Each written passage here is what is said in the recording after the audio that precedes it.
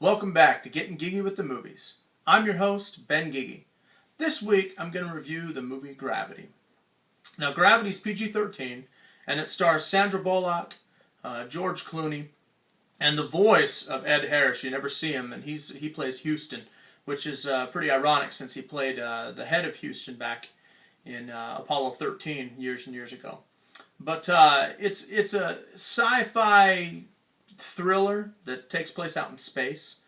The reason why I went to this movie is because the storyline was pretty intriguing. The story takes place, what it is Sandra Bullock and George Clooney are astronauts that are out fixing the space station. And due to some catastrophic events that happen on the other side of the world with meteors hitting satellites, there's a lot of shrapnel that's coming towards them at tens of thousands of miles an hour. The shrapnel takes out their spaceship, takes out half of the space station they're working on, and both her and George Clooney kind of float off into space by themselves, and they have to find a way to get back. It wasn't until I talked to my friend Jerry yesterday that I realized that there was a deeper story that went along with this movie.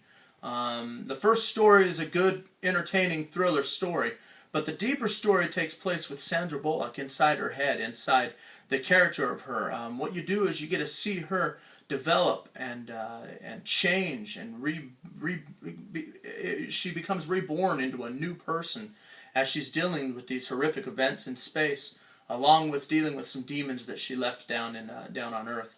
And it was a very heartfelt, symbolic story.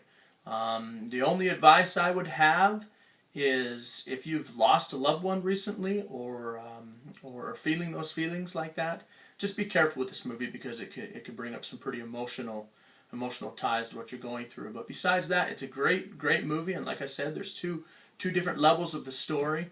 The director, Alfonso Cuarón, this is a different movie than he's ever done before. I mean, he did like Great Expectations, Pan's Labyrinth, and he even did Harry Potter and the Prisoner of Azkaban.